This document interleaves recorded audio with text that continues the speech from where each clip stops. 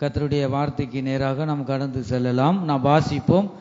சங்கீத புஸ்தகம் 22வது அதிகாரம் 7வது வசனத்தை ஒருவர் சத்தத்தை உயர்த்தி நாம் வாசிக்கலாம். சங்கீத புஸ்தகம் 122வது சங்கீதம் 7வது வசனம். Peace be within the walls and property within the palace. சுகமும் இருப்பதாக. இப்பொழுது வாசிக்க கேட்ட இந்த வசனத்தின் மூலமாக கர்த்தர் ஒவ்வொரு இருதயங்களிலும் தேவன் பேசும்படியாக நாம் ஜெபிப்போம். எங்கள் அன்பின் இயேசுவே, நாங்கள் துதிக்கிறோம், ஸ்தோத்திரிக்கிறோம் அப்பா.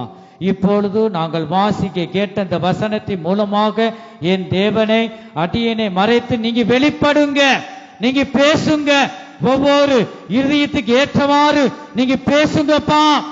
ஆண்டவரே, அடியனை மறைத்து நீங்க வெளிப்படுங்க, நீங்க பேசுங்க, நாங்கள் கேட்கிறோம். இயேசு கிறிஸ்துவின் மூலமாய் வேண்டிக் கொள்கிறோம் எங்க நல்ல பிதாவே, ஆமென். ஹல்லேலூயா. சத்தத்தை உயர்த்தி ஹல்லேலூயா. கர்த்தருடைய பரிசுத்த நாமத்திற்கு மகிமை உண்டாவதாக. இந்த கால வேளையில தேவன் நம்மோடு பேசுகிற வார்த்தைகள் என்ன? உன் அலங்கத்துக்குள்ளே சமாதானமும் உன் அரண்மனைக்குள்ளே சுகமும் இருப்பதாக என்று நாம் வாசிக்க கேட்டோம். கர்த்தருடைய பரிசுத்த நாமத்திற்கு மகிமை உண்டாவதாக. எத்தனை பேருடைய வீடுகளில் இருதயங்களில் சமாதானம் இருக்கு? அந்த கால வேளையில் ஒவ்வொருவரையும் அவர் நோக்கி பார்த்து கொண்டிருக்கிறார். கர்த்தருடைய பரிசுத்த நாமத்திற்கு மகிமை உண்டாகட்டும். இந்த வசனத்துல நாம் வாசிக்க கேட்ட இந்த வசனத்துல அலங்கத்துக்குள்ளே என்று நாம் வாசிக்க கேட்டோம். அலங்கம் என்றால் என்ன சொல்லுங்க பார்ப்போம். அலங்கம் என்றால் என்ன? அரமனை என்றால் என்ன? அலங்கத்துக்குள்ளே அரமனைக்குள்ளே சமாதானம் இருப்பதாக என்று வாசிக்க கேட்டோம். அலங்கம்னா என்னது சொல்லுங்க. நீங்க தைரியமா சொல்லலாம்னா இதெல்லாம் நம்ம தெரிஞ்சுக்கிறோம். இருதயம் பாருங்க, அலங்கம் என்பது என்னதுதான்? கர்த்தருக்கு ஸ்தோத்திரம். அது இல்லை, இருதயமும் ஒரு பக்கம் குறிக்கும்.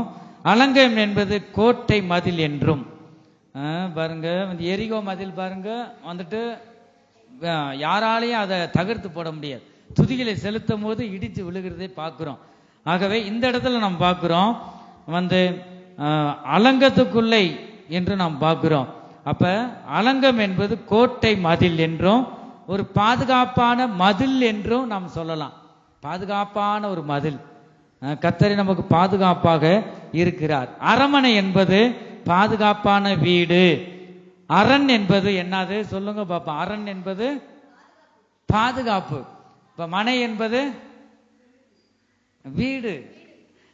அரண் என்பது பாதுகாப்பு நாம் பார்க்கிறோம். அப்ப இந்த இடத்துல என்ன பார்க்கிறோம்? பாதுகாப்பான வீடு. அரண் என்பது பாதுகாப்பு என்று நாம் பார்க்கிறோம். கர்த்தருக்கு ஸ்தோத்திரம். மனை என்பது வீடு. அப்ப பாதுகாப்பான வீடு. நீங்க ஒவ்வொருவரும் பாதுகாப்பான வீடாய் காணப்படணும்னா யார் தான் நம்ம உள்ளத்துல வரணும்? ஆவியானவர் இயேசு கிறிஸ்து நம்ம இருதயத்துல வாசம் பண்ணினா மாத்திரமே ஒரு பாதுகாப்பை குறிக்கிறது. நம்ம சுற்றிலும் வேலி அடைத்து பாதுகாக்கிறார். வேலி என்பது பாதுகாப்பை குறிக்கிறது. ஒரு பாதுகாப்பான வீடாய் நாம் இருக்கிறோமா? கர்த்தருக்கு ஸ்தோத்திரம். நம் இருதயமாக இந்த வீட்டுக்குள் சமாதானம் இருக்கா? ஒரு மனிதனுக்கு எவ்வளவு இருக்கலாம், ஐஸ்வர்யம் பணம் எல்லாம் இருக்கலாம். ஆனா அந்த பணம் ஒருபோது ஒரு மனுஷனுக்கு சந்தோஷத்தை கொண்டு வராது. கர்த்தருக்கு ஸ்தோத்திரம். அப்ப உன் அரண்மனைக்குள்ள உன் இருதயத்துக்குள்ள இந்த சரீரத்துக்குள்ள ஒரு சுகம் உண்டாகணும். ஒரு மனிதனுக்கு சுகம் இல்லைன்னா ஒண்ணும் இல்லை. பெரிய பெரிய பணக்காரன் நம்ம பார்க்கிறோம், பணம் இருக்கு, என்னதே இல்லை, கவலைப்பட்டு அவருக்கு கவலை இருக்கும். பணம் இருக்கு, வீடு இருக்கு, கார் இருக்கு, அநேக சொத்துக்கள் இருக்கு. ஆனா என்ன இல்லை? சமாதானம் உள்ள சுகம் உள்ள சரீரத்துல. அப்ப பலவித வியாதிகள். அப்ப யார்தான் சுகம் தர முடியும்? இயேசு கிறிஸ்து தான். அவர் தான் நம்ம சிருஷ்டித்த தேவன். எத்தனை நரம்பு இருக்குன்னு ஆண்டவருக்கு தெரியும். நம்ம சரீரத்துல எந்த இடத்துல கோளார் என்பது அவருக்கு தெரியும். அப்ப நம்ம சிருஷ்டித்த தேவனிடமே நாம சரணடையணும். ஒரு சிலர் நம்ம ஆஸ்பத்திரிக்கு போறோம் பாருங்க, அவன் அந்த டாக்டர் படிச்ச அந்த அறிவுல ஒரு சில செய்தி. ஆனா சர்வாங்க சுகமெல்லாம் தர முடியாது, பூர்ண சுகமெல்லாம் தர முடியாது. அந்த மாத்திரை என்னதான் செய்யும், கட்டுப்படுத்தும், ஒரு மனிதனை கட்டுப்படுத்தும் ஒழிய பூர்ண சுகம் கிடைக்காது. அப்ப நம்ம சிருஷ்டித்தவருக்கு தான் தெரியும், நம்மளை உண்டாக்குன தேவனுக்கு அந்த சரீரத்தை எந்த மூலையில கோளாறு இருக்கு சொல்லிட்டு அவருக்கு தான் தெரியும். அதனாலதான் அவரிடமாக நம்மை சிருஷ்டித்த தேவனிடமே நாம் சரணடைந்து விட வேண்டும். அப்ப ஒரு சுகம் ஒரு மனிதனுக்கு மிகவும் அவசியமாகவே இருக்கிறது. உன் அலங்கத்துக்குள்ளே சமாதானமும் உன் அரண்மனைக்குள்ளே சுகமும் இருப்பதாக என்று நாம் பார்க்கிறோம். கர்த்தருக்கு ஸ்தோத்திரம். அப்ப அந்த உத்தமர்கள் எடுத்து பார்க்கிறோம், உத்தமர்களுக்கு தேவன் அரணாய் இருக்கிறார் என்று கூட நாம் வாசிக்கிறோம். கர்த்தருக்கு ஸ்தோத்திரம். நான் பாதுகாப்பான ஒரு வீடாய் காணப்படணும்னா தேவனை கனம் பண்ணணும், தேவனில் அன்பு கூறணும். கர்த்தருக்கு ஸ்தோத்திரம். ஆகவே இந்த கால வேளையில் நாம் பார்க்கிறோம், நீதிமொழிகள் 10வது அதிகாரம் 29வது வசனத்துல நான் வாசிக்கும் பொழுது, The way of the Lord is strength to the upright, but destruction shall be to the workers of iniquity. கர்த்தரின் வழி உத்தமர்களுக்கு அரண், அக்கிரமக்காரருக்கோ கலக்கம். போதும். அப்ப கர்த்தரின் வழி யாருக்கு தான் அரண், உத்தமர்களுக்கு அரண் என்று வாசிக்க கேட்டோம். பாதுகாப்பா தேவன் இருக்கும்போது ஒரு பாதுகாப்பான ஒரு ஜீவியம் நமக்கு உண்டாகும். கர்த்தருக்கு ஸ்தோத்திரம். ஆகவே நம் குடும்பங்களிலும் சரி ஒரு சமாதானம் நமக்கு வேணுங்க. வேற எதேதோ வாங்கிடலாம், இந்த சமாதானத்தை கடையில கொடுத்து ஒரு 10 கிலோ சமாதானத்தை கொடுப்பா, உனக்கு எவ்வளவு பணமானு கேட்டுக்க தாரேன், ஒன்னும் இங்க கிடைக்காது. சமாதானம் எங்க இருந்து தான் வரும், அவர் தான் தரணும். நம்முடைய தேவன் சமாதான பிரபுவாய் இருக்கிறார், சமாதானத்தின் கர்த்தர். அவர் விரும்புகிற வழியில நாம் சென்றாதான் இந்த சமாதானம் நமக்கு கிடைக்கும். கர்த்தருக்கு ஸ்தோத்திரம். ஆகவே நாம் வாசிக்கிறோம் சங்கீத புஸ்தகம் 121வது சங்கீதம் 5வது வசனத்துல நாம் பார்க்கிறோம், The Lord is thy keeper, the Lord is thy spread upon the right hand. கர்த்தர் உன்னை காக்கிறவர், கர்த்தர் உன் வலது பக்கத்திலே உனக்கு நிழலாயிருக்கிறார். ஹல்லேலூயா. கர்த்தர் உன்னை காக்கிறவர், கர்த்தர் உன் வலது பக்கத்திலே உனக்கு நிழலாய் இருக்கிறார் என்று இந்த கால வேளையில் ஒவ்வொரு இதயங்களிலும் கர்த்தர் பேசுகிற ஜீவனுள்ள வார்த்தைகளாக இருக்கிறது. என் ஜனமே, நமக்கு ஒரு பாதுகாப்பான அந்த வேலிக்குள்ள நாம் காணப்பட வேண்டும். ஆகவே நம் குடும்பங்களில் நம் இருதயங்களில் தேவ சமாதானம் ஆளுகை செய்ய வேண்டுமானால் நீ கர்த்தர் விரும்புகிற ஒரு ஜீவியம் செய்ய வேண்டும். கர்த்தருக்கு ஸ்தோத்திரம். நாம் வாசிக்கிறோம் சங்கீத புஸ்தகம் 91வது சங்கீதம் 2வது வசனத்தை நாம் வாசிக்கிறோம். I will say of the Lord, he is my refuge and my fortress, my God, in him will I trust. நான் கர்த்தரை நோக்கி, நான் கர்த்தரை நோக்கி. யாரை நோக்கி? நீ கர்த்தரை நோக்கி சொல்லணும், மனுஷர்கிட்ட எதுவும் சொல்லக்கூடாது. நீ கர்த்தரை நோக்கி, நீர் என் அடைக்கலம், நீர் என் அடைக்கலம், என் கோட்டை, என் கோட்டை, என் தேவன், என் தேவன், நான் நம்பியிருக்கிறவர் என்று சொல்லுவேன். நான் நம்பி இருக்கிறவர் என்று சொல்லுவேன். அல்லேலூயா. எத்தனை பேர் நாம் சொல்றோம், அந்த தாவீது அதை சொல்றாரு, நான் கர்த்தரை நோக்கி, நீர் என் அடைக்கலம், என் கோட்டை, என் தேவன், நான் நம்பி இருக்கிறவர் என்று சொல்லுவேன். எத்தனை பேர் நாம் சொல்லுகிறோம்? அவர்தான் நமக்கு அடைக்கலமாய் கோட்டையாய் இருக்கிறார். ஆகவே அவர் மேல் நம்பிக்கை வைத்து நாம் ஜீவிக்கிறவர்களாய் காணப்பட வேண்டும். அலங்கத்துக்குள்ளே என்னதான் இருக்கணும்? அலங்கத்துக்குள்ள என்ன இருக்கணும்? சமாதானம். சமாதானமா இருக்கிறப்பா எத்தனை பேர் சொல்ல முடியும்? பாருங்க, கையை தூக்க சொன்னா வெக்கப்பட்டு போயிருவீங்க. பாருங்க, ஒவ்வொரு மனிதனுக்கும் இந்த சமாதானம் ஒரு சிலருக்கு இல்லாம இருப்பதை நாம் பார்க்கிறோம். அப்ப தேவனை ஏற்றுக்கொண்டா உனக்குள்ள என்னதான் உண்டாகணும்? தேவ சமாதானம் ஆளுகை செய்ய வேண்டும். என் ஜனமே, ஒரு வீட்டுக்குள்ள போனா சீசர்கிட்ட சொல்லி தரார் இயேசு கிறிஸ்து, ஒரு வீட்டுக்குள்ள போகும்போது உனக்கு சமாதானம் உண்டாவதாக என்று சொல்லுங்கள் என்று நாம் பார்க்கிறோம். ஆகவே நாம் இருதயத்துக்குள்ளும் சரி வீடுகளிலும் சரி தேவ சமாதானம் ஆளுகை செய்ய வேண்டும். என் ஜனமே, நம்ம அலங்கத்துக்குள்ள என்னதான் இருக்குன்னு சமாதானம். சமாதானத்தை தவிர சண்டைகள் இருக்கிறது. பாருங்க, வீதி தோறும் கேக்குதான் சண்டை. வேதத்துல அப்படி வாசிக்கிறோம். அப்ப நம்ம இருதயத்துக்கு சமாதானம் இல்லை, அதுக்கு பதிலாக என்னென்னதோ கன்றாவி அசுத்தங்கள் இருப்பதை நாம் பார்க்கிறோம். அப்ப சமாதான கேடு உண்டு பண்ணுகிற அது பிசாசு தான். நம்முடைய தேவன் அப்படி அல்ல, உலகம் கொடுக்கிற பிரகாரமாக அல்ல, என் சமாதானத்தையே உங்களுக்கு வைத்து போகிறேன் என்று சொன்னார் என் ஜனமே. ஆகவே சமாதானத்தின் கர்த்தர் இந்த கால வேளையில நம்மோடு பேசுகிறார். நம்ம சரீரத்தை வியாதி இருந்தா அதை நினைச்சு கவலைப்படுவோம், சமாதானம் இருக்காது. வரும் கஷ்ட கடன் இருந்தாலும் அதுலயும் சமாதானம் இருக்கு. ஐயோ கடனா இருக்கே, எந்த நேரத்துல கேட்க வருவானோ. அப்ப ஒரு சமாதானம் ஒரு மனிதனுக்கு மிகவும் அவசியமாகவே இருக்கிறது. கர்த்தருக்கு ஸ்தோத்திரம். அப்ப நாம் பார்க்கிறோம், அந்த சமாதானமா இருந்தால் மாத்திரமே என்ன உண்டாகும்? சுகம் உண்டாகும். அதை நான் வாசிக்க கேட்டோம். கர்த்தருக்கு ஸ்தோத்திரம். உன் அலங்கத்துக்குள்ளே சமாதானமும் உன் அரண்மனைக்குள்ளே சுகமும் இருப்பதாக. அப்ப தேவனுடைய சமாதானம் நம் இருதயத்தில் இருக்கும்போது, வீடுகளில் இருக்கும்போது தான் என்னதான் உண்டாகும்? அது சுகம். நம்ம சரீரத்துல சுகம் உண்டாகும். எத்தனை பேர் நான் சமாதானமா இருக்கிறேன் சொல்றவங்க சத்தத்தை உயர்த்தி 3 அல்லேலூயா சொல்லுங்க. தேவனை மகிமைப்படுத்துங்க பார்ப்போம்.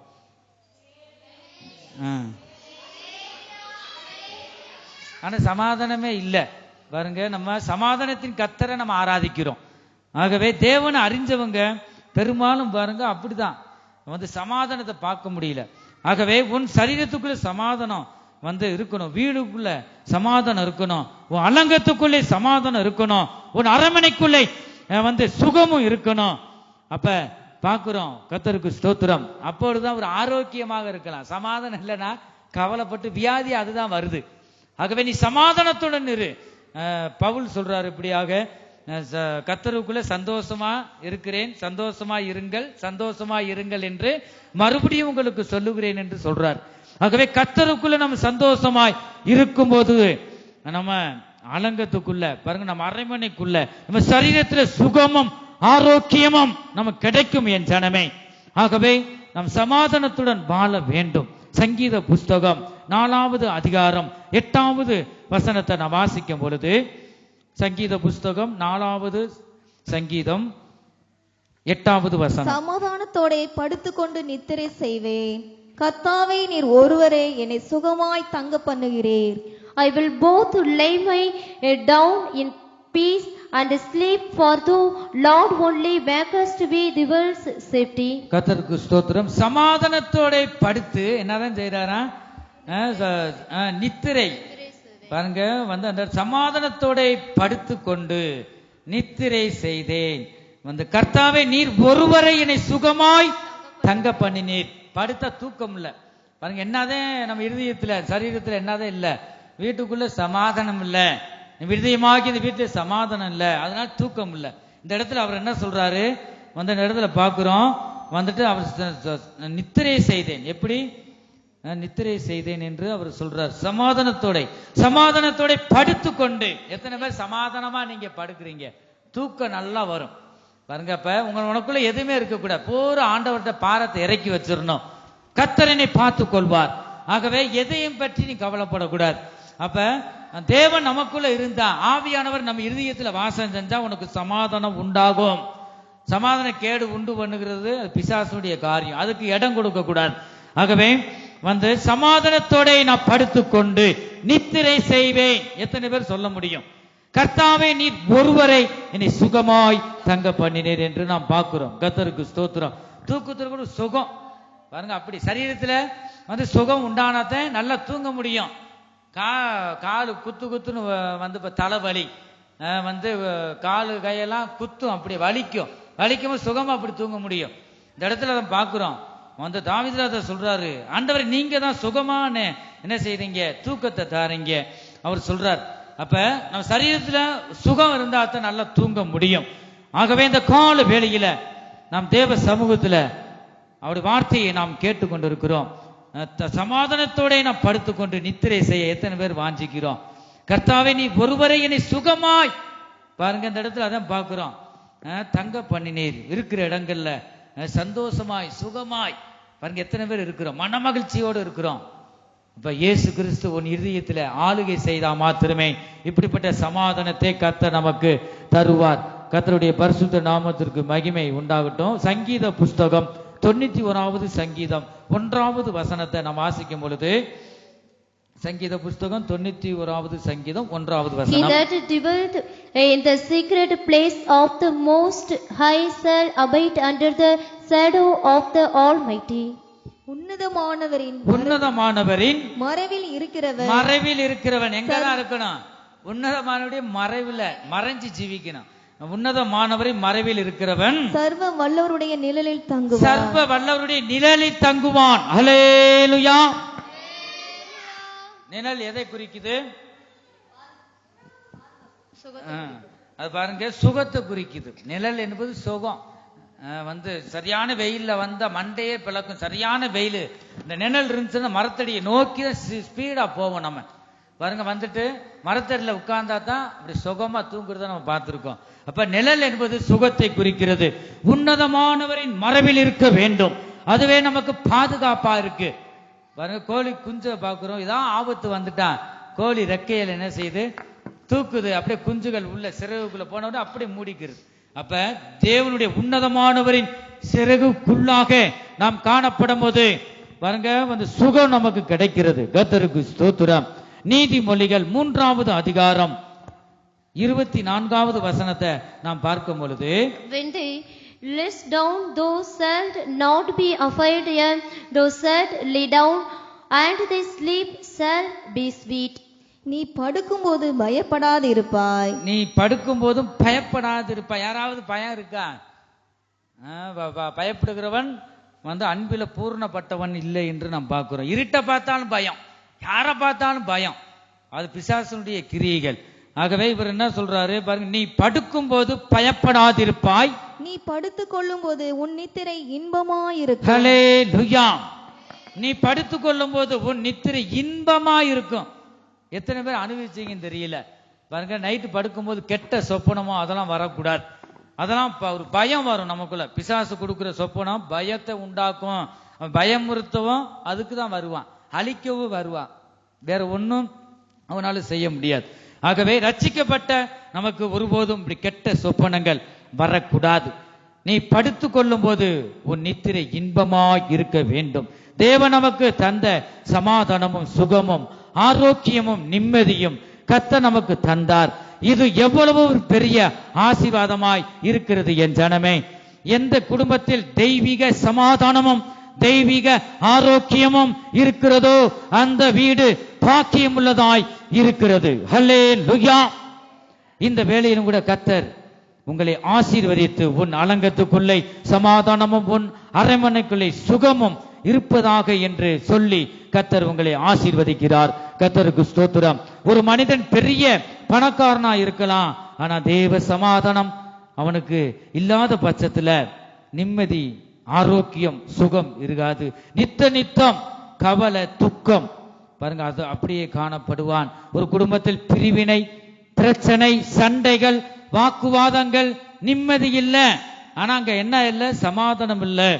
எல்லாம் கர்த்தருக்கு ஸ்தோத்திரம். ஆனா தேவ சமாதானம் நமக்கு மிகவும் அவசியம் என் ஜனமே. எத்தனை பேர் சமாதானமா இருக்கிறோம்? நீங்க சமாதானமா இல்லைன்னா அந்த பரலோக ராஜ்யத்துக்கே போக முடியாது. நம்ம மூழ்கி ஞானஸ்தானம் எடுத்திருக்கலாம், அபிஷேகத்தை பெற்றிருக்கலாம், ஆனா வாரம் ஆலயத்துக்கு வரலாம். என்னதான் உங்களுக்கு வேணுமா? சமாதானம். எபிரேயர்ல நம்ம பார்க்கிறோம், யாவரோடும் சமாதானமா இருக்கவும் பரிசுத்தம் உள்ளவர்களா இருக்கவும் நாடுங்கள், பரிசுத்தம் இல்லாமல் ஒருவனும் தேவனை தரிசிப்பதிலே. எப்படிப்பட்ட கொம்பனா இருக்கட்டும், பெரிய பெரிய ஊழியக்காரனா இருக்கட்டும், அவனுக்குள்ள என்னதான் இருக்கணும்? சமாதானம். ரெண்டாவது பரிசுத்தம். அப்படிப்பட்டவரை சேர்க்க தான் தேவன் வரப்போகிறார். கர்த்தருக்கு ஸ்தோத்திரம். இந்த வேளையில் கூட நாம் சிந்திப்போமாக, எத்தனை குடும்பத்துல சமாதானம் இருக்கு? எல்லாரும் கவனிக்கிறீங்களா? தூங்குறீங்களா? கவனிக்கணும். ஆமென், ஹல்லேலூயா. ஆகவே தேவ சமாதானம் நமக்குள்ள வேணும். அப்ப அந்த சமாதானம் வேணும்னா உன் வாழ்க்கை உன் கையில. ரட்சிக்கப்படாதவங்க சொல்றாங்க, அப்ப சமாதானத்தை வைத்து போயிட்டேன்னு சொல்றார் இயேசு கிறிஸ்து. அப்ப நம்ம இருதயத்துல வச்சிட்டார். சமாதானமா இருக்குன்னா நீ விட்டு கொடுத்து போகணும். குடும்பத்துல ஒரு வார்த்தை பேசிட்டாலும் ஒரு மாமிசம் தானே, என்னைக்கு விட்டு கொடுத்து போறீங்களோ அந்த இடத்துலதான் என்ன உண்டாகும்? சமாதானம் உண்டாகும் என் ஜனமே. ஆகவே இந்த கடைசி காலத்தில் நம்ம வந்திருக்கிறோம்.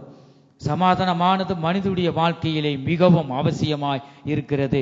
குடும்பங்களிலும் சரி, சமுதாயத்திலும் சரி, இந்த தேவ சமாதானம் மிகவும் அவசியமாகவே இருக்கிறது. கர்த்தருக்கு ஸ்தோத்திரம். ஒரு மனிதனுக்கு சமாதானம் இல்லை என்றால் நித்த வாழ்க்கையிலே பலவிதமான போராட்டங்களும் கசப்புகளும் கண்ணீர் விடுகிற இந்த வாழ்கிற வாழ்க்கையாய் இருக்கும் என் ஜனமே. ஆகவே இந்த சமாதானம் இல்லாத தேவன் அந்த வீட்டிலே இருக்க மாட்டார். சண்டை போட்டு ஒருவருக்கு பிரிவினை, சண்டைகள், பகைகள், பக்கத்துல பேச மாட்டாங்க. அப்படி இருக்குமானால் இயேசு உன் இருதயத்தில் இல்ல. நல்லா எழுதி வச்சுக்குங்க. எபிரேயர்ல பார்க்கணும், யாவரோடு நீ சமாதானமா இருக்கணும், பரிசுத்தமா இருக்கணும். அப்படி இல்லைன்னா ஒருபோதும் தேவனை தரிசிக்க முடியாது, அந்த ராஜ்யத்துக்கு நாம் போக முடியாது. ஆகவே சுற்றிலும் உள்ளவர்களுக்கு நாம் முன்மாதிரியா சாட்சியாக இருக்கணும். யாவரோடு நீ சமாதானமா இருக்கணும்.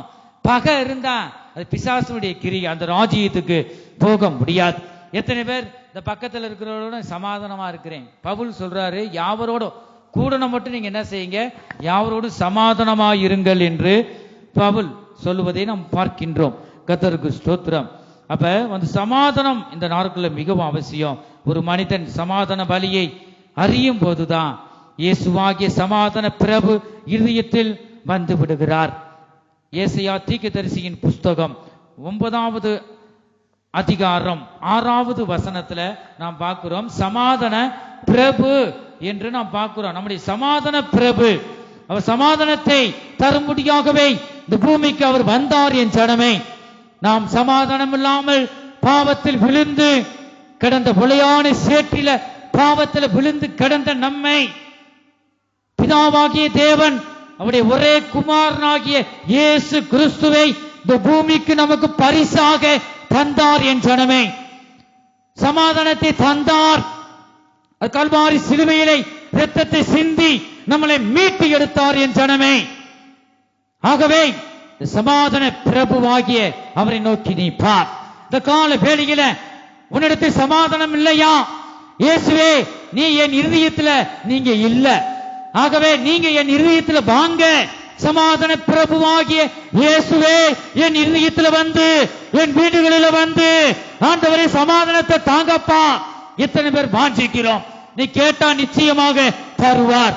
கர்த்தருடைய பரிசுத்த நாமத்திற்கு மகிமை உண்டாவதாக. சமாதானம் யாருக்கு தான் இருக்காதான்? துன்மார்க்கருக்கு சமாதானம் இல்லை என்று கர்த்தர் சொல்லுகிறார். வாசிக்கிறோம் ஏசாயா தீர்க்கதரிசியின் புஸ்தகம், ஏசாயா தீர்க்கதரிசியின் புஸ்தகம் 48வது அதிகாரம் 22வது வசனத்தை வாசிப்போம்.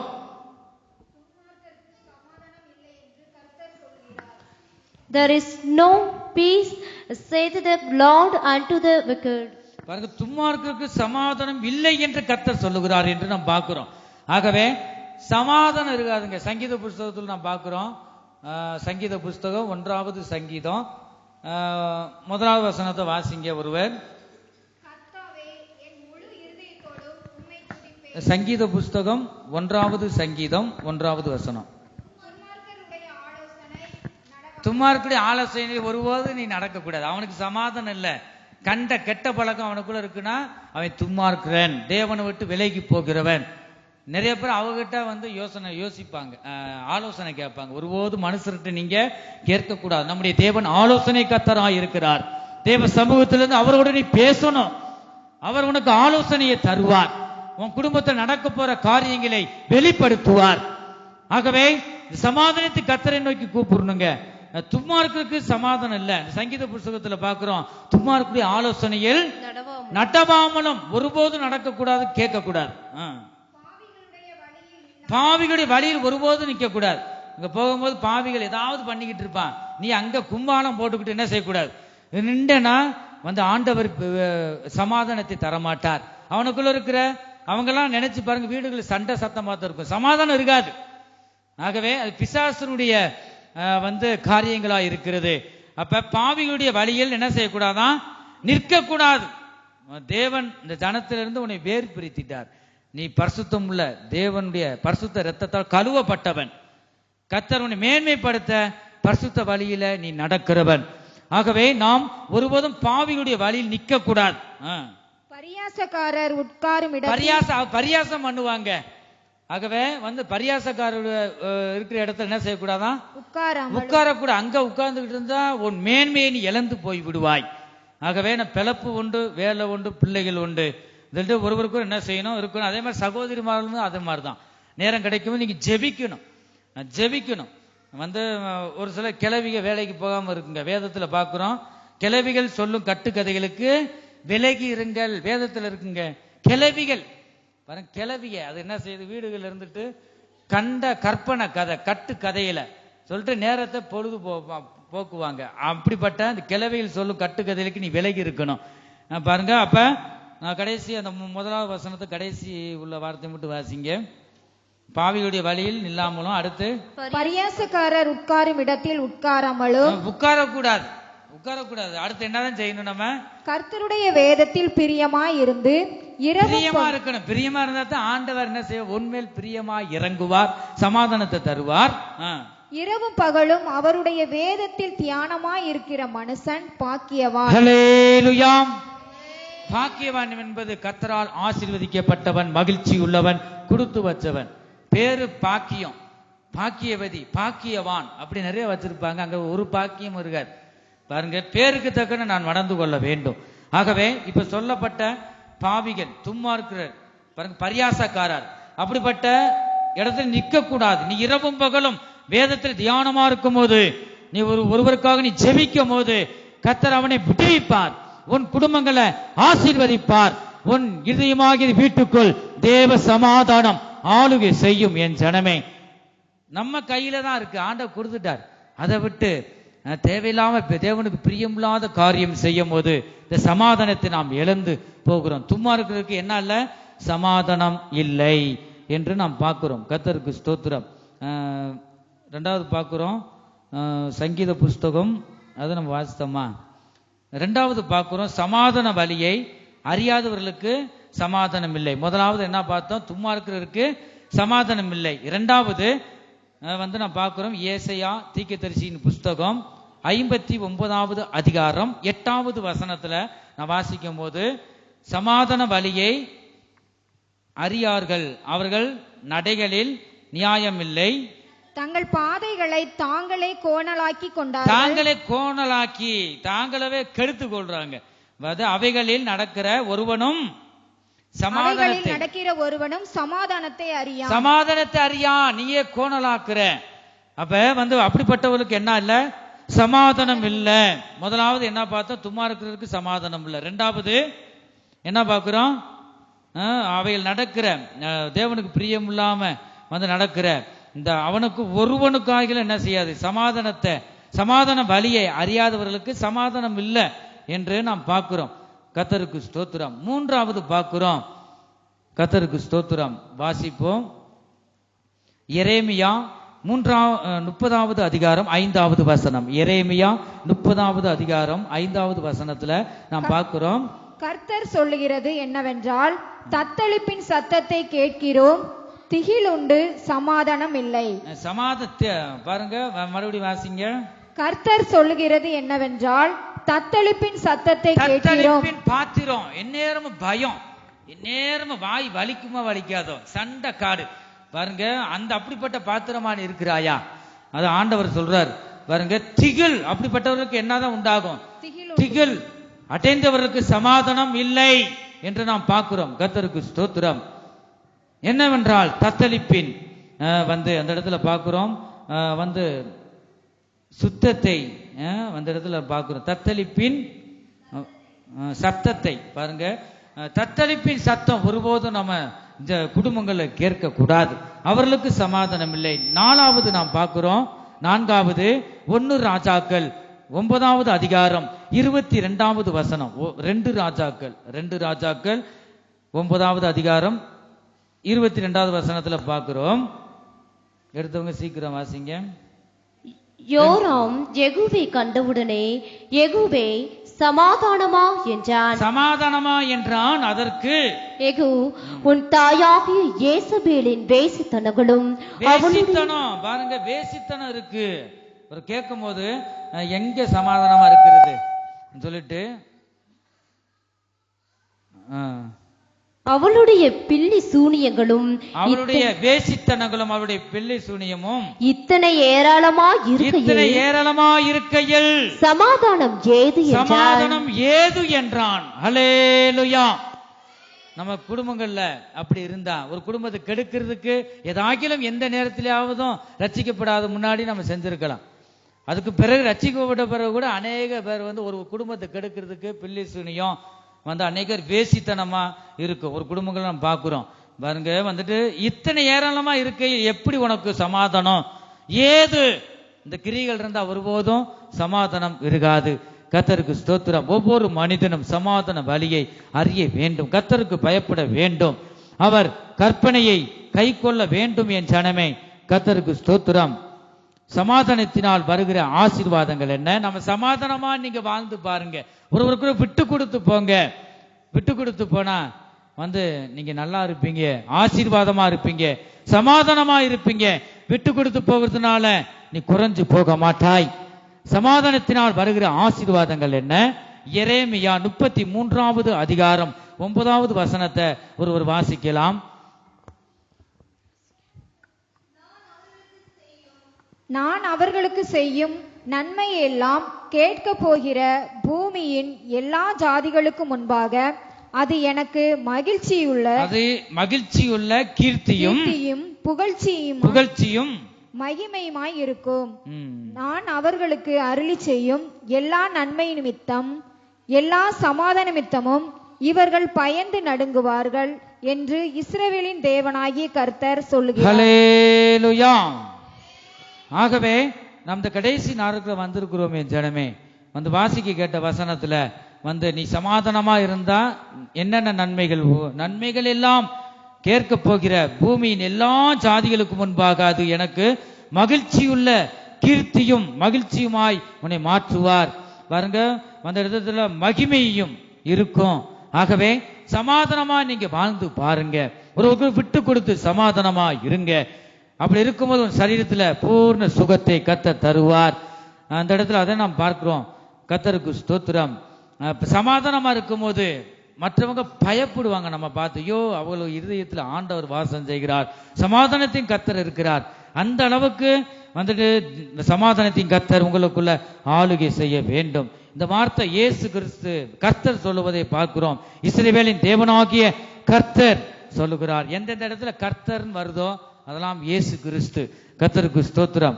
ஆகவே ரெண்டாவது நாம் பார்க்கிறோம், சமாதானமா வாழ்ந்தா கர்த்தர் கீர்த்தியும் புகழ்ச்சியும் மகிமையுமாய் வைப்பார். இரண்டாவது, கர்த்தர் சமாதானமும் தரும்போது மனமகிழ்ச்சி பெருகும் என்று சங்கீத புஸ்தகம் 37வது சங்கீதம் 11வது வசனத்தை நாம் வாசிக்கிறோம். சாந்த குணமுள்ளவர்கள் பூமியை சுகந்தரித்து மிகுந்த சமாதானத்தினால் மனமகிழ்ச்சியாய் இருப்பார்கள் என்று வாசிக்கிறோம். கர்த்தருக்கு ஸ்தோத்திரம். சாந்த குணம் உள்ளவர்கள் பாருங்க, சமாதானமா இருக்கிறவங்க ஒரு முகத்துல சாந்தம். நம்முடைய இயேசு கிறிஸ்து சாந்தம் உள்ளவராயிருந்தார். ஆகவே அப்படிப்பட்டவங்க பூமியை சுகந்தரித்து மிகுந்த சமாதானத்தினால் மனமகிழ்ச்சியாய் இருப்பார்கள் என்று நாம் பார்க்கிறோம். கர்த்தருக்கு ஸ்தோத்திரம். மூன்றாவது பார்க்கிறோம், எசேக்கியேல் 34வது அதிகாரம் 25 நாம் பார்க்கிறோம். நலமாய் தூங்குகிற சிலாக்கியத்தையும் கர்த்தர் தருவாராம் அவங்களுக்கு. நான் அவர்களோடு சமாதானம் உடன்படிக்கை செய்து ஒளிய பண்ணுவார். துஷ்டர்கள் ஒருபோதும் உனக்கு எதிராய் வர முடியாது. நீ சமாதானத்தின் கர்த்தர் உன் இதயத்துல வந்தா குடும்ப சமாதானம், நீ கையிட்டு செய்கிற வேலை சமாதானமா இருக்கும், ஆசீர்வாதமாக இருக்கும். ஆகவே நம்ம எது கேட்கிறோமோ இல்லையோ சமாதானமாக ஒவ்வொரு நாளும் நாம் வாழ வேண்டும். என் ஜனமே, இந்த இடத்துல பார்க்கிறோம், துஷ்டருடைய மிருகங்களை தேசத்தில் இராதபடிக்கு ஒளிய பண்ணுவேன். அவர்கள் சுகமாய் வனாந்தரத்தில் தாபரித்து காடுகள் நித்திரை பண்ணுவான். எதுக்கு நான் பயப்பட மாட்டேன், ஐயோ மிருகம் கடிச்சிட்டு அல்ல, தேவன் உனக்குள்ள இருக்கிறார். ஆகவே வனாந்தரத்துல நீ வாடு சுகமா தூங்கலாம். ஆகவே எப்படிப்பட்ட வறட்சிகள் இருந்தாலும் வனாந்தரம் என்பது வறட்சியை குறிக்குது. பாருங்க, அந்த இடத்துல கூட உன்னை சுகமாய் உன்னை தங்க பண்ணுவார். நீ சுகமாய் வாழ அவர் செய்வார். நல்ல ஒரு தூக்கம் உனக்கு கிடைக்கும். ஆகவே இந்த ஆளுகை செய்கிற கர்த்தர் உன் இருதயத்தில் உன் வீடுகளில் இருக்கும்போது இந்த சமாதானத்தை நீ காண்பாய். கர்த்தருக்கு ஸ்தோத்திரம். நான்காவது பார்க்கிறோம், சமாதானம் யாருக்கு உண்டாகும்? ஏசாயா 26வது அதிகாரம், ஏசாயா தீர்க்கதரிசியின் புஸ்தகம் 26வது அதிகாரம் 3வது வசனத்துல நாம் பார்க்கிறோம். இந்த சமாதானம் எப்படின்னா 7 வித சமாதானத்தை பார்க்கிறோம். அதுலதான் முதலாவது சமாதானம் என்னது? சமாதானம் யாருக்கு உண்டாகும்? வாசிப்போம். உம்மை உறுதியாய் பற்றி கொண்ட மனதுடையவன், உம்மை உறுதியாய் பற்றி கொண்ட மனதுடையவன், உம்மையே நம்பி இருக்கிறபடி, உம்மையே யாரையே? கர்த்தரையே நம்பி இருக்கிறபடியினால் நீர் அவனை பூரண சமாதானத்துடன் காத்துக் கொள்ளுவீர். ஹல்லேலூயா. நீ சமாதானமாய் இருக்கும்போது, சமாதானமாய் வாழ வேண்டும் என்று உன்னை அர்ப்பணிக்கும் போது, சமாதானமாய் வாழ வேண்டும் என்று நீ வாஞ்சிக்கும் போது இந்த பூர்ண சமாதானத்துடன் காத்துக் கொள்வார். பூர்ண சமாதானத்தை உனக்கு தருவார். 2வது சங்கீத புஸ்தகம் 119வது சங்கீதம் 165வது வசனத்துல பார்க்கிறோம். உம்முடைய வேதத்தை நேசிக்கிறவர்களுக்கு மிகுந்த சமாதானம் உண்டு, அவர்களுக்கு இடரல் இல்லை, எந்த இடரலும் வராது. ஆகவே வேதத்தை நேசிக்கணும். எத்தனை பேர் இந்த கால வேளையில அதிகாலை எழுந்து ஜெபம் பண்ண வேதத்தை நான் வாசிச்சேன் சொல்றோம்? கைகளை உயர்த்துவோம். இப்ப தயவு செய்து வேதத்தை வாசிங்க. அப்படி இல்லைன்னா எழுந்து நின்று வேதத்தை வாசிக்க விட்டுறேன் பாருங்க. வந்துட்டு வேதத்தை சமாதானம் இல்ல, சண்டைக்காடா இருக்கு, நிம்மதி இல்லையப்பா, சரீரத்தை ஆரோக்கியம் இல்ல, சுகம் இல்ல. ஏன் இல்ல? உன் சரீரத்தை ஏதோ ஒரு கோளாறு இருக்கு, உன் ஜீவியத்துல ஏதோ கோளாறு இருக்கு. வேதத்தை நீ நேசிக்கலையே. வேதத்தை நேசிக்கிறதுக்கு ஒரு என்னதான்? வேதத்தை நேசிக்கணுங்க, அப்பதான் வாசிக்க முடியும். கர்த்தருக்கு ஸ்தோத்திரம். உம்முடைய வேதத்தை நேசிக்கிறவர்களுக்கு தான் என்ன உண்டு? மிகுந்த சமாதானம் உண்டு, அவர்களுக்கு இடரில்லை என்று பார்க்கிறோம். முதலாவது என்ன பார்த்தோம்? பூர்ண சமாதானம். 2வது வேதத்தை நேசிக்கிறவர்களுக்கு சமாதானம். 3வது ஏசாயா தீர்க்கதரிசியின் புஸ்தகம் 54வது அதிகாரம் 13வது வசனத்துல வாசிக்கிறோம். உன் பிள்ளைகள் எல்லாரும் கர்த்தரால் போதிக்கப்பட்டிருப்பார்கள், உன் பிள்ளைகளுடைய சமாதானம் பெரிதாயிருக்கும். கர்த்தருக்கு ஸ்தோத்திரம். ஆகவே பாருங்க, பெரிய சமாதானத்தை உனக்கு தருகிறார். கர்த்தருக்கு ஸ்தோத்திரம்.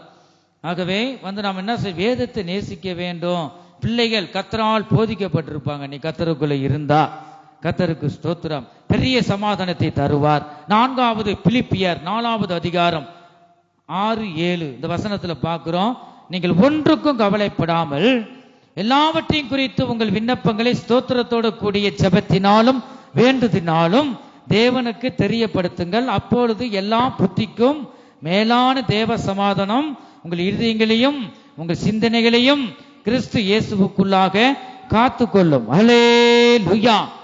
நீ ஒன்றுக்கு கவலைப்படாதபடி உன் பாரங்கள் உன் விண்ணப்பங்கள் எல்லாவற்றையும் இயேசு கிறிஸ்துவிட இறக்கி வைக்கும் போதுதான் இந்த சமாதானத்தை கர்த்தர் தருகிறார். எல்லா புத்திக்கு மேலான சமாதானத்தை தருகிறார். 5வது பார்க்கிறோம், கொலோசியர் 3வது அதிகாரம் 15வது வசனத்துல பார்க்கிறோம். தேவ சமாதானம் உங்கள் இருதயங்களில் ஆளக்கடவது என்று நாம் பார்க்கிறோம். 6வது நாம் பார்க்கிறோம், ரோமருக்கு எழுதின நிருபம் 2வது அதிகாரம் 10வது வசனத்துல நாம் பார்க்கிறோம். முன்பு யூதரிலும் பின்பு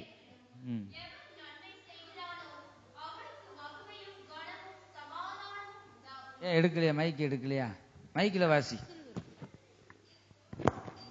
முன்பு யூதரிலும் பின்பு கிரேக்கரிலும் எவன் நன்மை செய்கிறானோ, அது குட்டியா இருக்கட்டும், வளர்த்தியா இருக்கட்டும், பல்லு போன கிழவியா இருக்கட்டும், வசனம் என்ன சொல்லுது பாருங்க. எவனோ அந்த இடத்துல அதான் பார்க்கிறோம். எவன் நன்மை செய்கிறானோ, எவன் நன்மை செய்ய நாம் முந்திக் கொள்ள வேண்டும். அவனுக்கு என்ன உண்டாகும்? மகிமையும் கனமும் சமாதானமும் உண்டாகும். ஹல்லேலூயா. சத்தமே இல்லையே. சரீரங்க இருக்கு, ஆவி எங்கேயோ அலபாஞ்சுக்கிட்டு இருக்கு. அதுதான் உண்மை. கர்த்தருடைய வார்த்தை கவனமாக கேட்கலன்னா சமாதானம் எப்படி உண்டாகும்? கர்த்தருடைய வார்த்தை கேட்கிறவர்களுக்கு சமாதானம் உண்டாகும். இந்த வார்த்தை உள்ள பிரவேசிக்காதபடி எங்கெங்கேயோ உங்க இருதயம் போய்கிட்டு இருக்கு. கர்த்தருடைய வார்த்தையை கவனிக்கணும். சின்ன பிள்ளை பெரியவங்க சத்தத்தை உயர்த்தி ஹல்லேலூயா, ஹல்லேலூயா, ஹல்லேலூயா, ஹல்லேலூயா அல்லேலூயா. 7வது பார்க்கிறோம், ஏசாயா தீர்க்கதரிசியின் புஸ்தகம் 48வது அதிகாரம் 18வது வசனத்துல. எல்லாருமே எழுதி வச்சுட்டு சும்மா கிடைக்க அந்த வசனத்தை நீங்க என்ன செய்யணும், வீடுகளை அசை போடணும். ஆடு மாடு திண்டா என்னதான் செய்யும், நல்லா இறைய சாப்பிட்டு ஒன்றா சாப்பிட்டுரும். ஆனா அந்த இறைய வீடுகளில் போய் உட்கார்ந்து அசை போடும், தொண்டைக்கு கொண்டு வரும். ஆகவே நாம் தேவ ஜனங்கள் ஒவ்வொருவரும் வீடுகளில் போய் அசை போடணும். வந்துட்டு இந்த வசனத்துல 7வது என்ன வாசிங்க.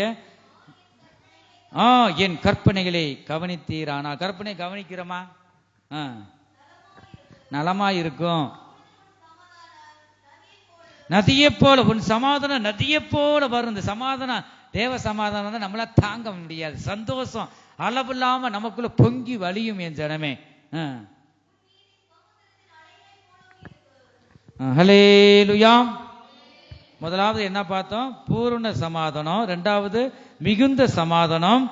3வது பெரிய சமாதானம். 4வது மேலான புத்தி கெட்டாத சமாதானம். 5வது ஆளுகை செய்யும் சமாதானம். 6வது நன்மை செய்கிறவர்களுக்கு சமாதானம். 7வது நதியை போல பாயும் சமாதானம் என்று நாம் பார்க்கிறோம். நாம் வேதத்தில் 7 வித சமாதானத்தை பற்றி பார்க்கிறோம்.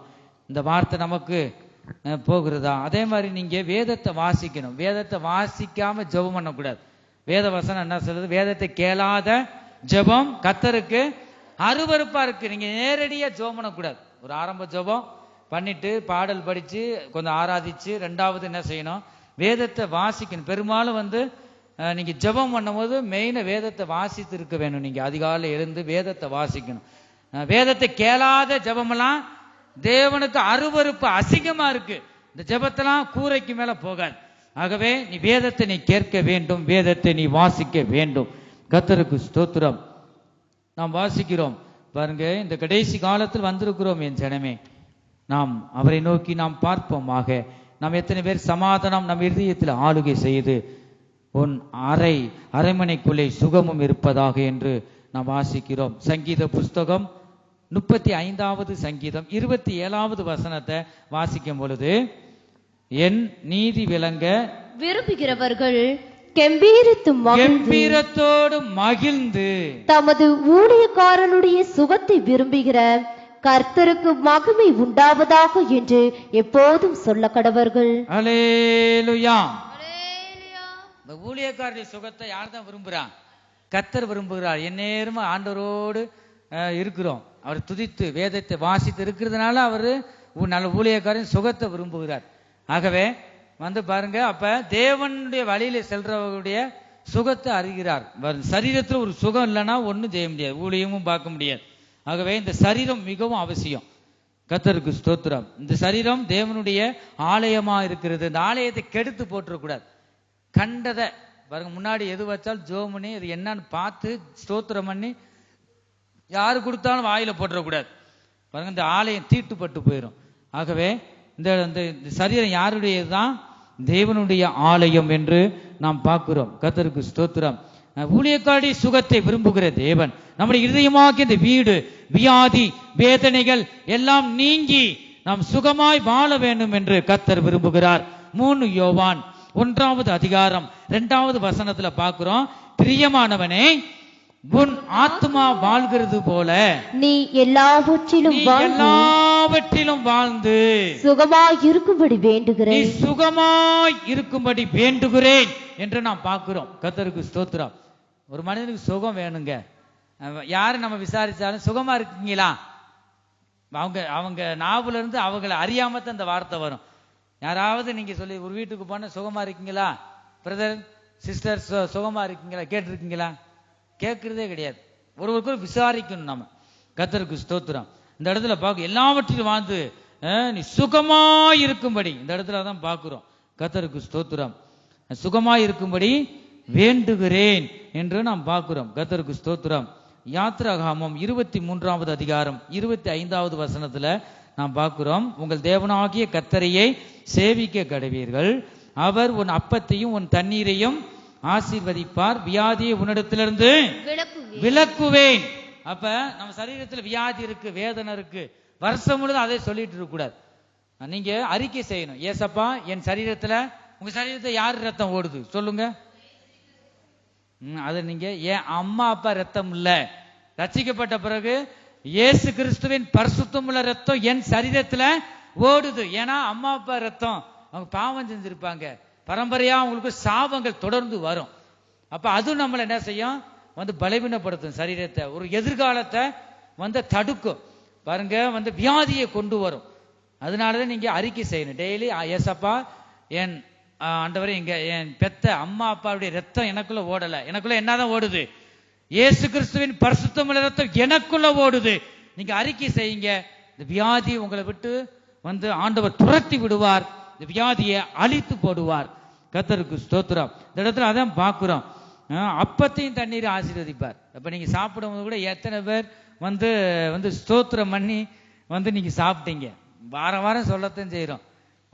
செகுட்டு விரியன் மாதிரி, ஒரு சிலர், எல்லாரையும் சொல்லல, ஒரு சிலர் செகுட்டு விரியன் மாதிரி வச்சுட்டா போதும் வாயில போட்டு என்ன செஞ்சிடறாங்க, வாயில போட்டு சாப்பிட்டுறாங்க. இப்படி செய்யக்கூடாது. யார் யார் கையிலயோ வந்திருக்கோம் பாருங்க, கொலகாரங்க கையிலிருந்து வந்திருக்கோம்.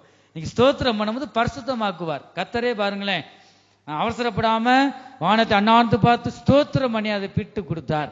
ஆகவே நம்ம இந்த நாட்கள்ல இப்படி இந்த அனுபவம் வேணும். எத்தனை பேர் நீங்க ஸ்தோத்திரம் பண்ணி ஜெபிக்கிறீங்க, ஸ்தோத்திரம் பண்ணி சாப்பிடுறீங்க? ஆரம்பத்துல ஸ்தோத்திரம் பண்ணணும், சாப்பிட்ட பிறகு இந்த ஆகாரத்தை தந்தீங்களே உங்களுக்கு ஸ்தோத்திரம் சொல்லுங்க, கைகளை உயர்த்துவோம். அத்தனை பேர் இல்ல. நீங்க ஸ்தோத்திரம் பண்ணி என்ன செய்யணுமா, சாப்பிடணும். தூங்குறவங்க எல்லாம் சொல்லுங்க, நான் தூங்குறேன்னு சொல்றவங்க ஹல்லேலூயா போடுங்க. ஹல்லேலூயா. சொன்னாலும் அடிச்சாலும் நேசம் சொல்லிடக்கூடாது. இந்த இடத்துல என்ன பாக்குறோம், தூங்குறவங்களாம் சொல்லுங்கன்னு சொன்னேன், கவனிக்கணும். ஆகவே இந்த வசனத்துல அப்படிதான் நான் வாசிக்கிறோம். கர்த்தருக்கு ஸ்தோத்திரம். வியாதியை உன்னிடத்திலிருந்து விலக்குவேன் என்று சொல்றார். வாசிக்கிறோம் யாத்திராகமம் 15வது அதிகாரம் 26வது வசனத்துல பார்க்கிறோம், நீ உன் தேவனாகிய கர்த்தரின் சத்தத்தை கவனமாய் கேட்டு, கவனமாக கேட்கணும். அவர் பார்வைக்கு செம்மையானதை செய்யணும், செய்து அவர் கட்டளைகளுக்கு செவி கொடுத்து அவருடைய நியமங்கள் யாவையும் கை கொண்டாதான் உனக்கு இரண்டாவது என்ன வரும், நான் எகிப்தியருக்கு வரப்பண்ணின வியாதிகளில் ஒன்றையும் உனக்கு வரப்பண்ணேன், நானே உன் பரிகாரியாகிய கர்த்தர் என்றார். ஹல்லேலூயா. நானே உன் பரிகாரியாகிய கர்த்தர். டாக்டர் கிடையாது, மனுஷர் இல்ல. நான் உனக்கு பரிகாரியாகிய கர்த்தர். எப்ப இந்த மேல உள்ள வாசி கேட்ட வசனத்துல அவர் சத்தத்தை கவனமாக கேட்கணும், அவர் பார்வைக்கு செம்மையானதை செய்யணுங்க. ஆண்டவர் துக்கப்படுற மாதிரி நீ பேசினா, தேவனை தேடாதபடி வேதத்தை வாசிக்காம ஜெபம் அந்த குடும்பத்துல இல்லைன்னா சமாதானம் இருக்காது. நீ இப்ப சொல்லப்பட்ட வசனத்துல அவருடைய வார்த்தையை கவனமா கேட்கணும். செம்மையானதை, தேவனுக்கு பிரியமானதை நித்தம் அதை பார்த்து நீ செய்ய வேண்டும். தேவனை பிரியப்படுத்தணும். அவருடைய நியமங்கள் யாவையும் நீ கை கொள்ளணும். கை கொண்ட எகிப்திற்கு வர பண்ணின எகிப்தின் ஆவிகள் முடியல, சரீரத்துக்கு சுகம் இல்லைன்னு வருஷம் முழுவதும் சொல்லக்கூடாது. உடனே அறிக்கை செய்யணும். இயேசு கிறிஸ்துவின் ரத்தத்தை சொல்லி நீங்க அறிக்கைட்டீங்கன்னா உடனே உன் இதயத்திலிருந்து வெளியில போகும். விலக்குவேன் என்று சொல்றார். வியாதியை உன்னிலிருந்து விலக்குவேன் என்று சொல்றார். ஆகவே அவருடைய வசனத்தை கவனமாக கேட்கும் போதுதான் என்ன உண்டாகும், அந்த இடத்துல நான் எவ்விதற்கு வர பண்ணின வியாதிகள் ஒன்றையும், ஒரு வியாதி கூட உன் சரீரத்தை அணுகாது, வாதை உன் கூடாரத்தை அணுகாது என்று நாம் பார்க்கிறோம். 2 ராஜாக்கள் 20வது அதிகாரம் 5வது வசனத்தை நான் பார்க்கும்போது, விண்ணப்பத்தை கேட்டேன், உன் கண்ணீரை கண்டேன், இதோ நான் உன்னை குணமாக்குவேன். ஆண்டவர் சொல்றார், நீ தொடர்ந்து விண்ணப்பம் பண்ணிக்கொண்டே இருக்க வேண்டும். உன்னுடைய ஜெபத்துல உயிர் உண்டாகணும். என்ன உண்டாகணும், நீ ஜெபிக்கிறதுல உயிர் உண்டானா தான் அது அசையும், அது ஒரு விடுதலையை கொண்டு வரும். அப்ப நம்ம உருக்கமாக கருத்துடன் விண்ணப்பம் பண்ணணுங்க. நம்முடைய ஜெபத்துல உயிர் உண்டாகணும். அதே ஆண்டவர் இந்த விண்ணப்பம் அங்க போகும். விண்ணப்பத்தை கேட்டேன், உன் கண்ணீரை கண்டேன், இதோ நான் உன்னை குணமாக்குவேன் என்று கர்த்தர் சொல்லுவதை பார்க்கிறோம். கர்த்தருக்கு ஸ்தோத்திரம். ஆகவே நாம் தொடர்ந்து நாம் தேவனை நோக்கி நாம் விண்ணப்பம் பண்ண வேண்டும். எரேமியா 17வது அதிகாரம் 14வது வசனத்துல பார்க்கிறோம், கர்த்தாவே என்னை குணமாக்கும், அப்பொழுது குணமாவேன். எரேமியா 17வது அதிகாரம் 14வது வசனத்துல பார்க்கிறோம், கர்த்தாவே என்னை குணமாக்கும், மற்றவர்கள் அல்ல. நீங்க என்னதான் அறிக்கை பண்ணணும், என்னை குணமாக்கும் அப்பா, நீங்க சொல்லணும். நீங்க என்னை குணமாக்குனா அப்பொழுது, எப்பொழுது கர்த்தர் நம்ம குணமாக்கும் போது அப்பொழுது குணமாவேன் என்று சொல்லுவதை பார்க்கிறோம். மத்தேயு சுவிசேஷம் 8வது அதிகாரம் 17வது வசனத்துல பார்க்கிறோம். கர்த்தர் தாமே நம்முடைய பலவீனங்களை ஏற்றுக்கொண்டு நம்முடைய நோய்களை சுமந்தார் என்று நாம் பார்க்கிறோம். கர்த்தருக்கு ஸ்தோத்திரம். நீ எழுதி வச்சு வீடுகளில் பார்த்துக்குங்க. சங்கீத புஸ்தகம் 107வது சங்கீதம் 20வது வசனத்துல நாம் பார்க்கிறோம். அவர் தமது வசனத்தை அனுப்பி அவர்களை குணமாக்கி அவர்களை அழிவுக்கு தப்புவிக்கிறார் என்று நாம் பார்க்கிறோம். கர்த்தருக்கு ஸ்தோத்திரம். ஒரே ஒரு சம்பவங்களை மட்டும் நாம் பார்த்து முடிப்போம், வாசிப்போம். லூக்கா சுவிசேஷம் 8வது அதிகாரம் 43வது வசனத்தை நான் வாசிக்கும் பொழுது, லூக்கா சுவிசேஷம் 8வது அதிகாரம் 43 இருந்து 48 வரை நாம் வாசிக்கலாம். அப்பொழுது 12 வருஷமாய், அப்பொழுது 12 வருஷமாய். எத்தனை வருஷம் சொல்லுங்க எல்லாரும், எத்தனை வருஷம்? 12 வருஷம். இந்த வார்த்தை உங்களுக்குள்ள வரணும். வழியில் விதைக்கப்பட்ட நிலமாக இருக்கக்கூடாது. கர்த்தருக்கு ஸ்தோத்திரம். இந்த காதுல வாங்கி இந்த காதுல விட்டுறக்கூடாது. காது உள்ளவன் கேட்க கடவன், காது இல்லாதவன் போய்கொண்டே இருக்க கடவன். இந்த வசனம் உங்களுக்குள்ள வரலன்னா உங்களுக்கு காது இல்லைன்னு அர்த்தம். சரி பிரகாரமா இருக்கும், ஆனா வசனம் போலையே. வசனம் இறுதியில போகாதவங்கள காது இல்லாதவர்கள். கர்த்தருக்கு ஸ்தோத்திரம். காதுள்ளவன் கேட்க கடவன். ஒரு ஸ்திரீ பாருங்க, இயேசுவிடம் வருவதை பார்க்கிறோம். 12 வருஷமா பெரும்பாடுள்ளவளா இருந்து தன் நாஸ்திகளை எல்லாம் வைத்தியர்களுக்கு செலவழித்தும் ஒருவனாலும் சொஸ்தமாக்கப்படாதிருந்த ஒரு ஸ்திரீ, ஒருவனாகிலும் சொஸ்தமாக்க முடியல. ஒரு காசு தீர்வு வரைக்கும் கூட நம்ம பார்க்கிறோம். பாருங்க, இந்த இடத்துல அந்த ஸ்திரீ அவருக்கு பின்னாக வந்து, இயேசுவுக்கு பின்னாக வந்து அவருடைய வஸ்திரத்தின் ஓரத்தை தொட்டால், அவருடைய வஸ்திரத்தின் ஓரத்தை தொட்டால். எவ்வளவு ஒரு விசுவாசம். நெருக்கடி, ஆள் நெருக்குறாங்க பாருங்க. நெருக்கும் போது ஐயோ நான் விடுதலை ஆகணுமே சொல்லி வஸ்திரத்தை தொட்டா போதும் நான் விடுதலை ஆவேன். அப்படிப்பட்ட விசுவாசம். இயேசு கிறிஸ்து அநேக இடங்கள்ல சொல்றாரு, உன் விசுவாசத்தின்படி உனக்கு ஆக கடவுது என்று சொல்லுவதே பார்க்கிறோம். நீ விடுதலை ஆகனா உன் விசுவாசம் தான் உன்னை ரட்சிக்கும். ஆகவே நீ விசுவாசிக்க வேண்டும்.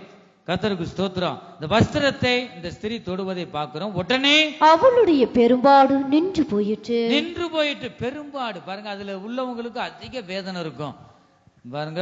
அவங்க எல்லாம் ஒதுக்கி வச்சிருவாங்க வீடுகள்ல இருந்தும் சரி. ஆலயத்துக்கு கூட பழைய ஏற்பாடு காலத்துல அப்படிப்பட்டவங்க, குருடர், சப்பானிகள், பெரும்பாடு உள்ளவங்க, இப்படி வியாதி உள்ளவங்க ஆலயத்துக்குள்ள வரக்கூடாது. ஊரை விட்டு புறம்ப நீங்க படிச்சு பார்த்தீங்கன்னா தெரியும், வச்சிருவாங்க. தீட்டுப்பட்டவன் அப்ப அந்த நாளுக்குள்ள இருந்திருக்கு. இப்ப இயேசு கிறிஸ்து தயவாய் இந்த நமக்காக ரத்தத்தை சிந்தி நம்மளை மீட்டு எடுத்தார். ஆகவே நாம் பாருங்க தயவாய், கிருபையாய், இரக்கமாய் வஸ்திரத்தை தொடுற அளவுக்கு ஆண்டவர் கிருபையை தந்தார். அவளுக்கு நான் விடுதலை ஆகணுமே. எத்தனை நாள் வேதனை, ஒரு காசு தீர்வு வரைக்கும் யாராலையும் என்னை சுகமாக்கல. என் சரீரத்தை சுகம் உள்ள ஆண்டவரை இயேசுவே நீ என்ன ஊர்ல வருவேன் என்று நான் கேள்விப்படுறேன்.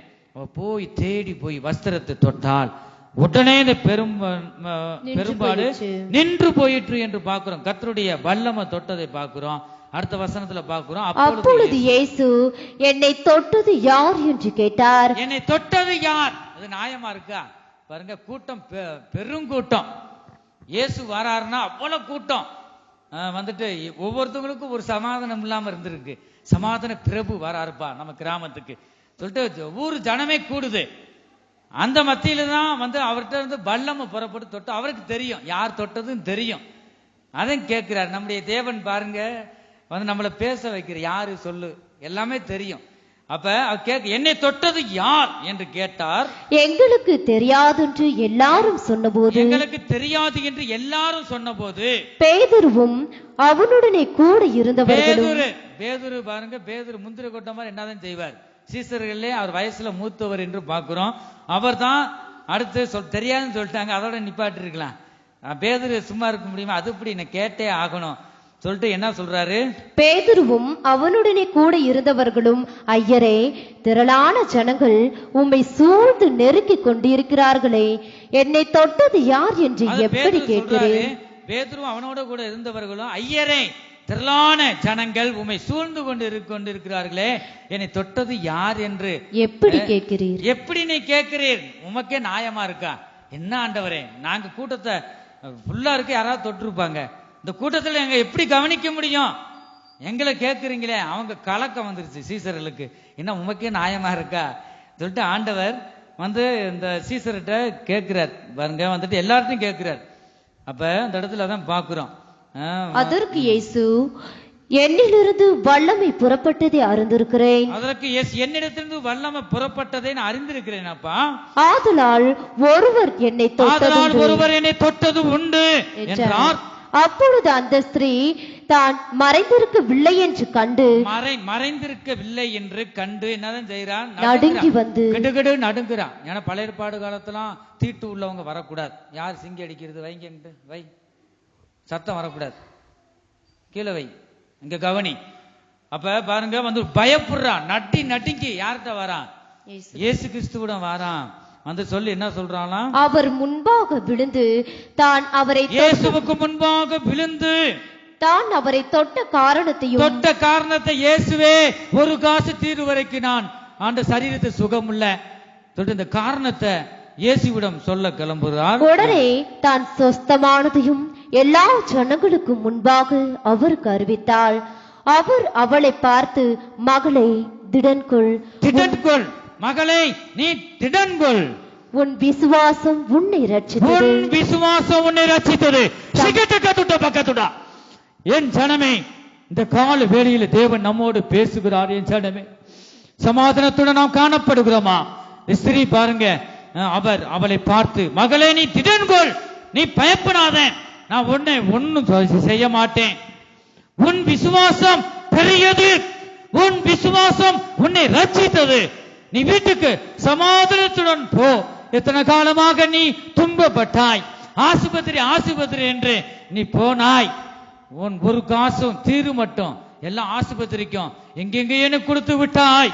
மகளே நீ என்னிடம் நீ வந்திருக்கிறாய், என் வஸ்திரத்தை நீ தொட்டாய், உன் விசுவாசம் பெரியது, உன் விசுவாசத்தின்படி உனக்கு ஆக கடவுது என்று சொன்னார். நீ சமாதானத்துடனே வீட்டுக்கு போ, நிம்மதியாய் இரு, உன் சரீரத்தில் இருக்கிற வேதனைகள் இப்பொழுது நீங்கி விட்டது, உன் வேதனையை நீக்கி விட்டேன், உன் சரீரத்துக்கு ஆரோக்கியமும் சமாதானமும் உனக்கு கிடைக்கும் என்று ஆண்டவர் வீட்டுக்கு சமாதானத்துடன் போக சொல்றார்.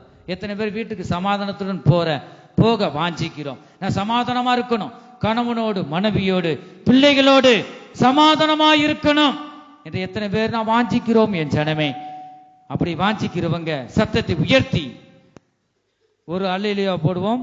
ஹல்லேலூயா சொல்லுங்க, ஹல்லேலூயா. நேரம் ஆக மூஞ்சி தொங்கி போகுது, வந்து ஐயோ பசியா இருக்கே சொல்லிட்டு ஹல்லேலூயா கூட வரமாட்டேது. ஆகவே வந்து பாருங்க, ஆண்டவர் வசனத்தை கொண்டு கடிந்து கொண்டு சொல்றார். ஆனா பாருங்க, சமாதானம் உன் வாழ்க்கை உன் கையில இருக்கு. அப்ப சமாதானத்தோட நீ வாழ நீ வாஞ்சிக்க வேண்டும். அப்படி இல்லைன்னா தேவனிடம் நீ உதவி கேட்க வேண்டும். இந்த ஸ்திரீ பாருங்க, பெரும்பாடு உள்ள ஸ்திரீ வேதனையோடு இருந்தா, வேதனை நீங்கி சுகமா இரு என்று நாம் பார்க்கிறோம். நீ சமாதானத்தோட போ மகளே, நான் உனக்குள்ள வந்து விட்டேன். ஆகவே உன் சரீரத்தில் இருக்கிற பலவீனங்கள் வியாதிகள் அந்த அடிமைப்படுத்தி அப்பப்ப வியாதியை கொண்டு வருகிற எல்லா பிசாசின் கிரியைகளை என் வஸ்திரத்தை தொடும்போதே வெளியே போய்விட்டது, நான் துரத்தி விட்டேன், ஒருபோது உன்னை அணுகாது, நீ சமாதானத்துடன் வீட்டுக்கு போ என்று சொல்லுகிறார். இதே வார்த்தை நாம் வாசிக்கிறோம் மார்க்கு சுவிசேஷம் 5வது அதிகாரம் 34வது வசனத்துல நாம் பார்க்கிறோம். அவர் அவளை பார்த்து, மகளே உன் விசுவாசம் உன்னை ரட்சித்தது, நீ சமாதானத்துடனே போய் உன் வேதனை நீங்கி சுகமாயிரு என்றார். இப்ப ஒரு வார்த்தை அதுல பார்க்கிறோம், சுகமாயிரு என்று பார்க்கிறோம். அப்ப வந்து நம்ம சுகமா இருக்கணுங்க, குடும்பத்தோடு பிள்ளைகளோடு வந்து சுகமா இருக்கணும். என்னதான் சொன்னாலும் செகுட்டு விரியன் காது வந்து கேட்காது. அது வேத வசனத்துல அப்படிதான் விரியன் பாம்பு குட்டிகளேன்னு பார்க்கிறோம். செகுட்டு விரியன்னு அநேக இடங்கள்ல வேதத்துல வாசிக்கிறோம். ஆகவே வந்து சமாதானத்தோட நம்ம இருக்கணுங்க, வேதனை நீங்கி நீ சுகமா இருக்கணும். இந்த வார்த்தை உன் இருதயத்துக்குள்ள போகும்போது தான் இந்த வார்த்தை தேவன் வார்த்தையா இருக்கிறார், அவர் அன்பா இருக்கிறார். இந்த வார்த்தையாகிய தேவன் உனக்குள்ள உன் இருதயத்துல போகும்போது உன் சரீரத்துல பூர்ண சுகம் உண்டாகும், ஆரோக்கியம் உண்டாகும். ஆகவே நாம் இந்த கால வேளையில எத்தனை பேர் வாஞ்சிக்கிற ஒவ்வொருவரும் நாம் எழுந்து நிற்போமாக. உன் அலங்கத்துக்குள்ளே சமாதானமும் உன் அரண்மனைக்குள்ளே சுகமும் இருப்பதாக என்று நாம் பார்க்கிறோம். எல்லாரும் எழுந்து நின்று இந்த திருவசனத்துக்கு, தேவனுடைய வார்த்தைக்கு நாம் கீழ்ப்படிவோமா? அல்லேலூயா. ஆண்டவரே இயேசுவே, ஆண்டவர் எங்க வீடுகளுக்குள்ள அந்த இருதயமாய் வீட்டுக்குள்ளேயும் சமாதானம் வரட்டும். உன் அலங்கத்துக்குள்ளே சமாதானம் இருக்கட்டும், உன் அரண்மனைக்குள்ளே சுகமும் இருப்பதாக என்று சொன்னார். ஆண்டவரே, சரீரத்தில் பூர்ண சுகத்தை தாங்க, பூர்ண சுகத்தை தாங்க. ஆண்டவரே, நீ உதவி செய்யுங்கப்பா. நீ வாயை திறந்து நீ கேட்டா தருவார். என் நாமத்தினால் நீங்க எதை கேட்டாலும் அதை தருவேன் என்று சொன்னார். அல்லேலூயா. உன் சரீரத்தில் சுகம் இருந்தால் மாத்திரமே நீ நல்லா வேலை செய்ய முடியும், நீ சமாதானமாய் நீ நித்திரை செய்ய முடியும். இந்த சமாதானம் எனக்கு மிகவும் அவசியம் ஆண்டவரே, எனக்கு சமாதானத்தை தாங்க. என் குடும்பத்தில் இருக்கிற ஒவ்வொருவருக்கும் நீங்க சமாதானத்தை தாங்க. அல்லேலூயா. ஆமென், ஆமென். பாதுகாப்பான வீடாய் ஆண்டவர் நான் நடமாட உதவி செய்யுங்க என்று சொல். அல்லேலூயா. அரணாகிய தேவன் உனக்குள்ள வந்தான், அவன் உனக்கு பாதுகாப்பு கிடைக்கும். அல்லேலூயா, அல்லேலூயா. மகிமை தேவனுக்கே மகிமை. அல்லேலூயா. ஓ சிக்கட்ட கத்துட்ட பக்கத்துடா துரோபக்கத்துடா. அல்லேலூயா. கண்களை மூடுவோம். எல்லாரும் கண்களை மூடி தேவனை நோக்கி நீ பார். அல்லேலூயா. சகல கத்துட பக்கத்துட மன துர பக்கத்துடா. சூத்திரம் சூத்திரம் சூத்திரம் சூத்திரம் சூத்திரம். அப்பா சமாதானத்தை தாங்க என்று நீங்க சொல்லுங்க. அல்லேலூயா. இயேசுவே, கர்த்தர் அனைவருக்கு சமாதானத்தையும் சுகத்தையும் ஆரோக்கியத்தை தந்து கர்த்தர் ஆசீர்வதிப்பாராக. கர்த்தருக்கு ஸ்தோத்திரம். அவர் நாமும் அதிசயவானவர், ஆலோசனை கர்த்தர், வல்லமையுள்ள தேவன், நித்திய பிதா, சமாதான பிரபு என்றே அழைக்கப்படும். ஏசாயா 9:6 சொன்னது நிறைவேறிற்று. ஏசாயா 9:6 திருவசனத்துக்கு நம்மை ஒப்புக்கொடுப்போமாக. நிறைவேறிற்று. சமாதான பிரபுவே என் இதயத்தில் வந்து வாசம் செய்யுங்க என்று நீ சொல்லு. அல்லேலூயா. ஓ மகிமை. சிகட்ட கத்துட பக்கத்துட துரோபக்கத்துட. அல்லேலூயா. ஆமென். அல்லேலூயா. ஒப்பு கொடுங்க. ஆவி ஆத்மா சரீரத்தை ஜீவபலியாக ஒப்பு கொடுங்க. அதுவே நீங்கள் தேவனுக்கு செய்யத்தக்க புத்தியுள்ள ஆராதனை. ஆண்டவர், என் குடும்பங்களில் சமாதானமாய் நான் ஜீவிப்பேன். நீ சமாதானத்தின் பிரபு என் இதயத்தில் வந்தால் மாத்திரமே நான் யாவரோடும் சமாதானமாய் இருப்பேன். அப்பா, அது கேட்ட கிருபையை தாங்க. சமாதான பிரபுவை என் இதயத்தில் வாங்க என்று நீ சொல்லு. ஹல்லேலூயா, ஹல்லேலூயா. ஆமென், ஆமென். கரங்களை தட்டி தட்டி கர்த்தரை நோக்கி நீ கூப்பிடு. ஆண்டவரே, ஹல்லேலூயா. ஆமென், ஆமென். என் சரீரத்தில் சர்வாங்க சுகத்தை தாங்க. ஹல்லேலூயா. ஆண்டவரிடம் கேள். வேதனை நீங்கி நீ சுகமாயிருப்பாய். கர்த்தர் உன்னை வழி நடத்துவார் என் ஜனமே. ஹல்லேலூயா, ஹல்லேலூயா. மகிமை, மகிமை, மகிமை, மகிமை. சிக்கட்ட கத்துடப கத்துடமன துரப கத்துடபல கத்துடமா சிக்கட்ட கத்துடமா. ஹல்லேலூயா. சகல பல துரப கத்துடமன துரப கத்துட சிக்கட்ட கத்துடப கத்துடமன துரப கத்துட சிக்கட்ட கத்துடமருதமா. ஹல்லேலூயா. சிக்கட்ட கத்துட கத்துடமன துரப கத்துட சகல பல துரப கத்துட சிக்கட்ட கத்துடம கத்துடம துரப கத்துட. ஹல்லேலூயா. ஆமென். சிக்கட்ட கத்துட பக்கத்துட பல துரப கத்துட.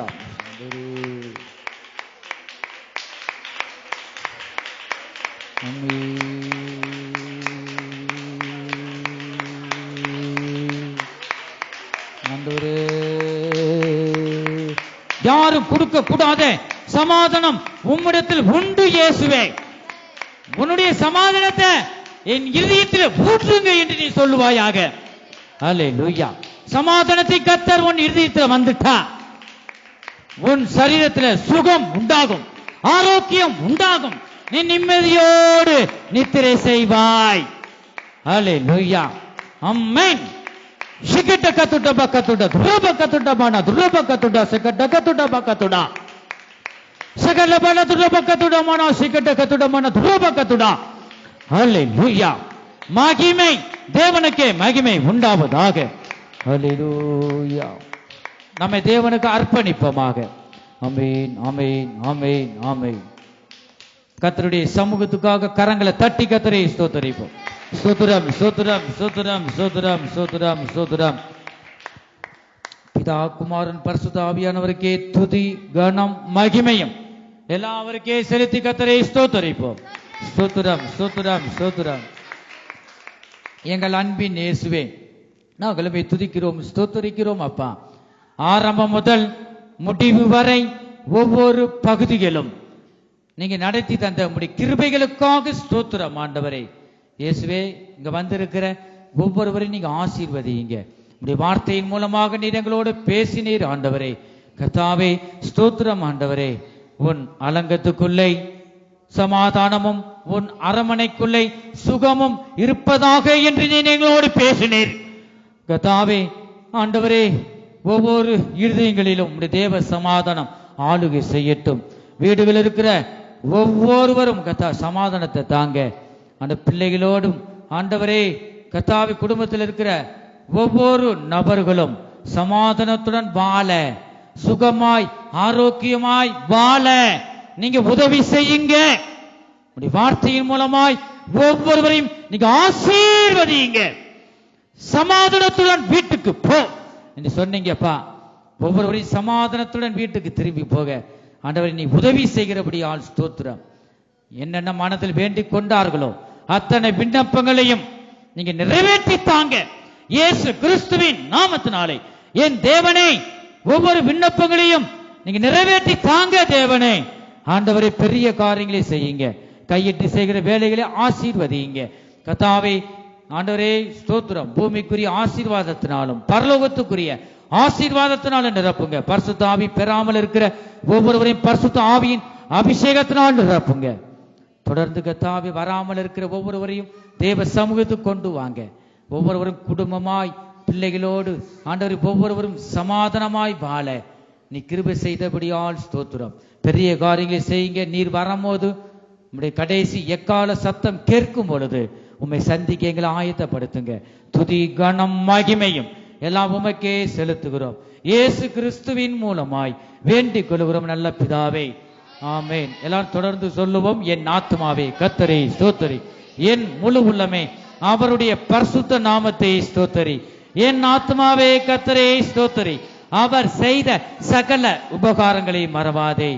ஆமென். கர்த்தராகிய இயேசு கிறிஸ்துவுடைய கிருபையும் தேவனுடைய அன்பும் பரிசுத்த ஆவியினுடைய ஐக்கியமும் அவருடைய பாதுகாவலும் நம்ம அனைவரிடம் கூட என்றென்றைக்கும் சதா காலங்களிலும் இருப்பதாக.